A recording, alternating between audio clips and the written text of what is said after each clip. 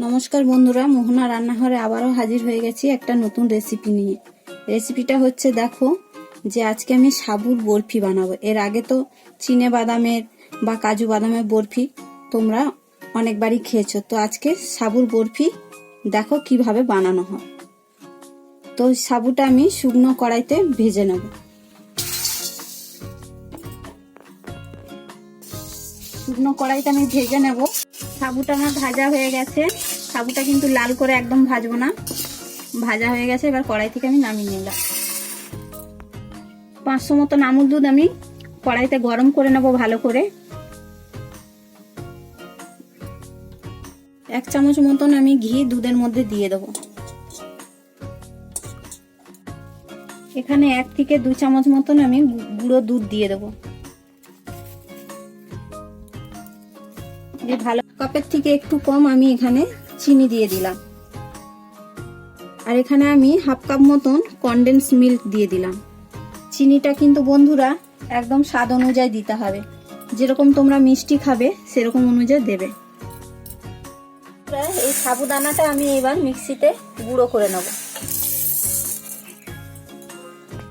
বন্ধুরা দেখো, আমি সাবুটা চালুনিতে করে চেলে নিয়েছি। যে মোটা দানাটা আছে, এই মোটা দানাটা আমি আলাদা করে রেখে দেবো। এবার এটা খুব মিহি করে গুঁড়ো হয়ে গেছে। এবার এটা আমি এখানে দুধটার মধ্যে আমন্ড বাদাম রেখেছিলাম গুঁড়ো করে, সেই বাদামটা দিয়ে দিলাম। এরপরে আমি এই সাবুটা যে গুঁড়ো করেছি এটা এর মধ্যে দিয়ে দেবো। দিয়ে খুব ভালো করে ঘেঁটে নেব, যেন একদম ডালা ডালা না হয়ে যায়। থালার মধ্যে আমি একটু ঘি বুলিয়ে নিলাম, যাতে থালার মধ্যে লেগে না যায়।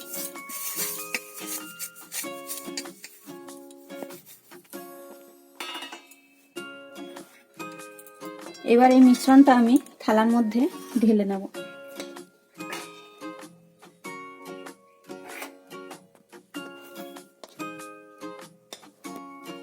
বন্ধুরা গরম গরম অবস্থাতে একটা হাতে চিম কাগজ লাগিয়ে নিয়েছি, দিয়ে আমি থালায় সমান করে এটা বসিয়ে দেবো।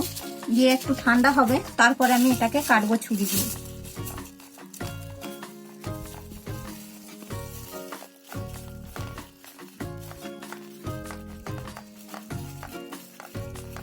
দেখো বন্ধুরা, এবার আমি এই বরফিগুলোকে এরকম ছুরি দিয়ে পিস পিস করে কেটে নেব।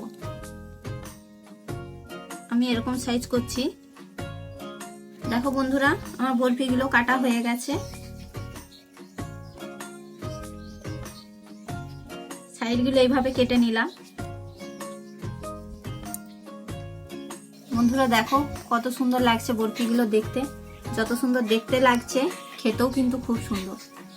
বন্ধুরা যদি তোমাদের ভিডিওটা ভালো লাগে তাহলে ভিডিওটাতে একটা লাইক করবে, চ্যানেলটাকে সাবস্ক্রাইব করবে। তোমরা অবশ্যই এই রেসিপিটা বাড়িতে ট্রাই করবে, একদম নতুন ধরনের।